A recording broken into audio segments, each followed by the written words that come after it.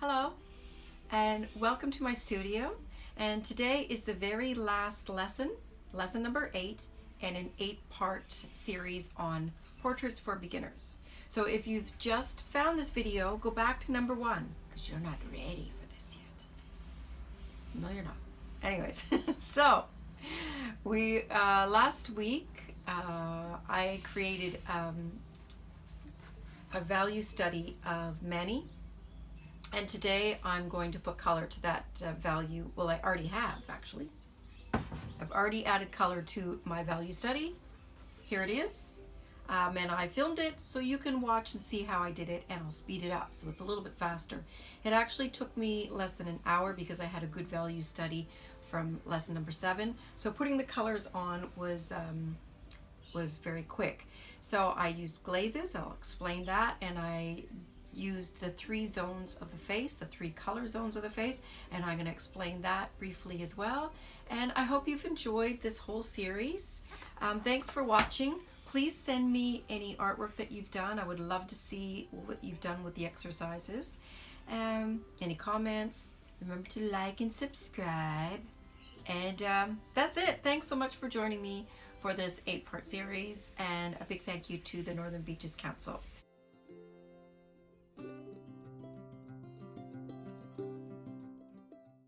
For glazing, I'm going to need a medium, so I used a number 1 medium. You could also use a wax medium. I'm using 2 different filbert brushes. They're very soft and great for glazing. Oil paints, I'm using the Michael Harding's range, and those are the colors that I used. You can pause that and write them down if it's helpful. Glazing means that I'm using see-through colors and layering them on top of each other, sort of like this diagram here.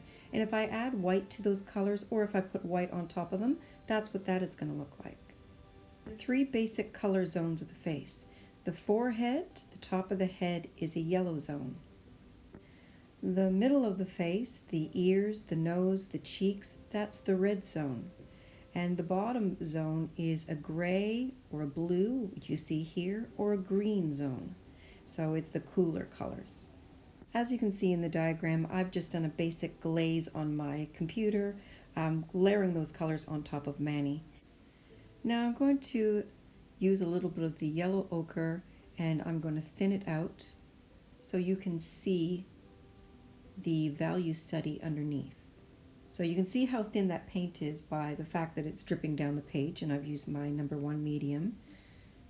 And now I'm adding a little bit of the rose color.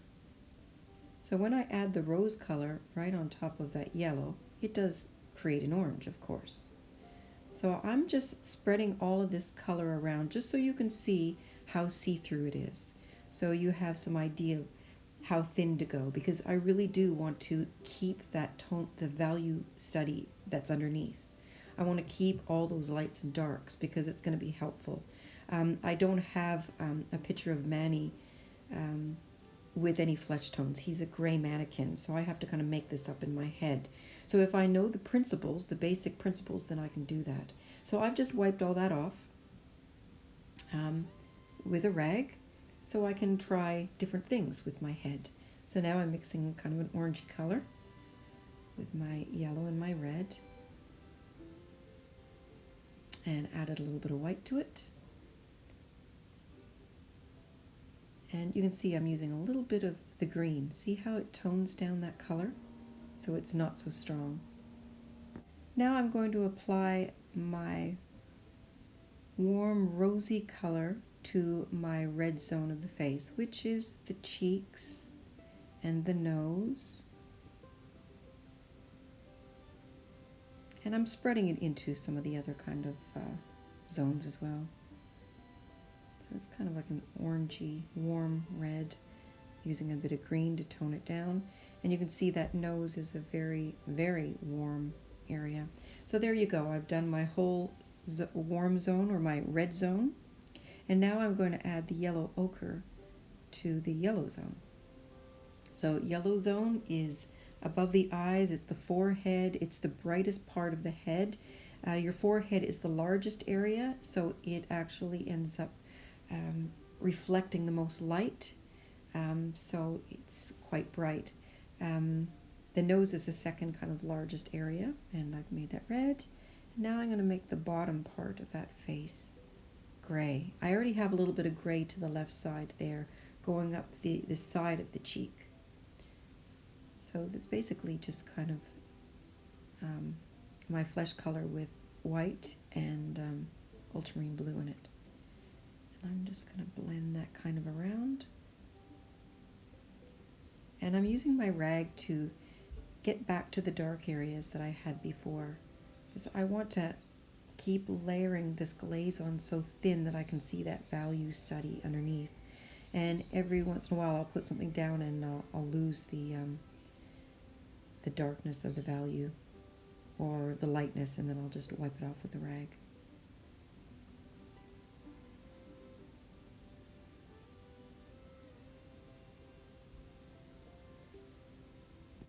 For this whole painting, I didn't use any black. The darkest that I got was this ultramarine blue and this light red that I've used. So I've mixed together kind of like a purple. I've added a little bit of the viridian green. I was still kind of like trying to find a good dark color. So I'm actually going to put, my dark is quite a warm dark. So I want to keep the warmth of the flesh tones.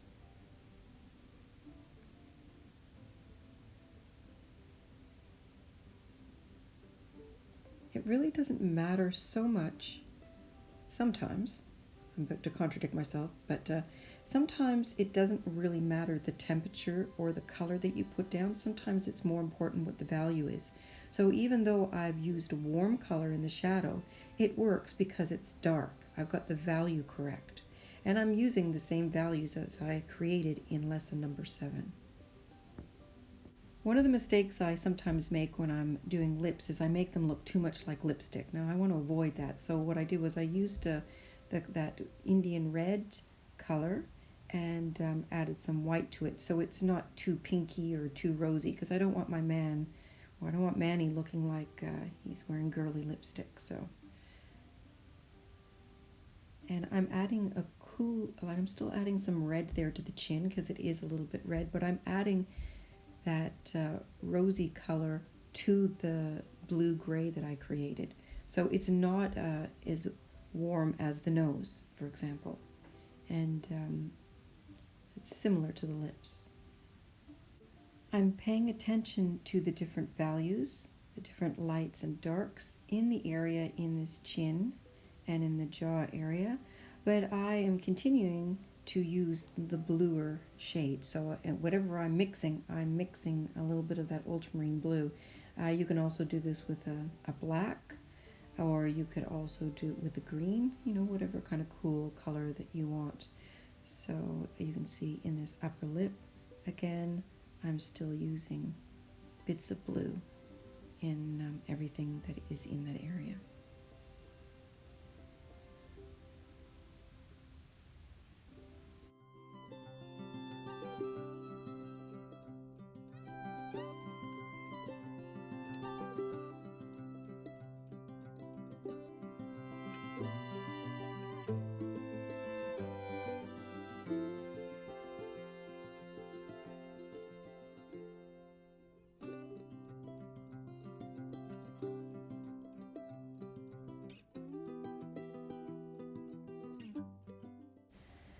I'm now going to work into the red areas. So even if I do a shadow, I'm going to make sure that my shadow is on the red side of things. And if I do a highlight, it's going to be on the red side of a highlight. So you can see that little area there that I'm putting in. That is a shadow, but I've made it a little bit on the red side. That little bit between the above the eyes, that brow bone, that can be a little bit warmer. Doesn't have to be so yellow.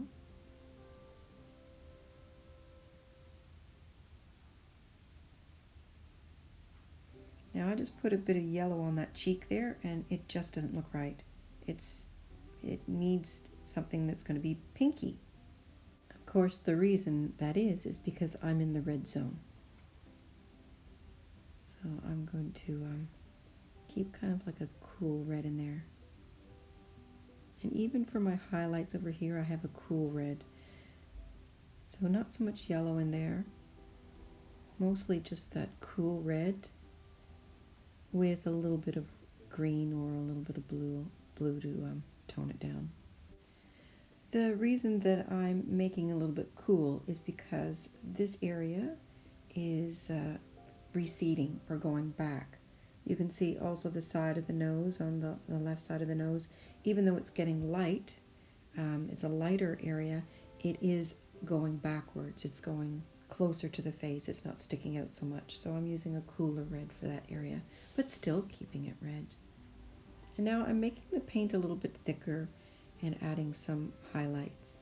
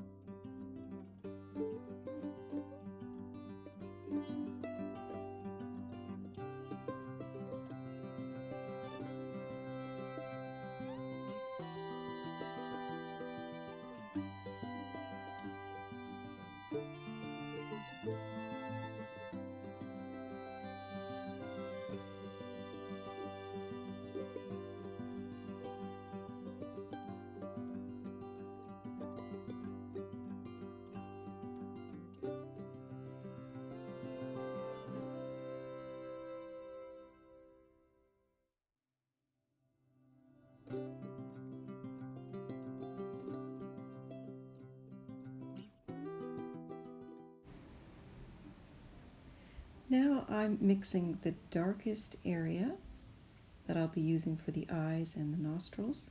And you can see it's just the radiant green and the light red. I really don't need any black in there. You can add it if you want. You could be doing this whole painting in a Zorn palette, which means instead of the blue and the green, you would just use the cool red, the rose red, the yellow oxide, and a black and a white, and you could do the same exercise and make it even more simple. I'm adding hair. I don't know what I'm doing with the hair. I usually paint women, so really didn't know what kind of hairstyle to give the man. My own husband doesn't really have much hair, so I don't really know. But I do know that I will need to soften the area where the hair and the forehead meet.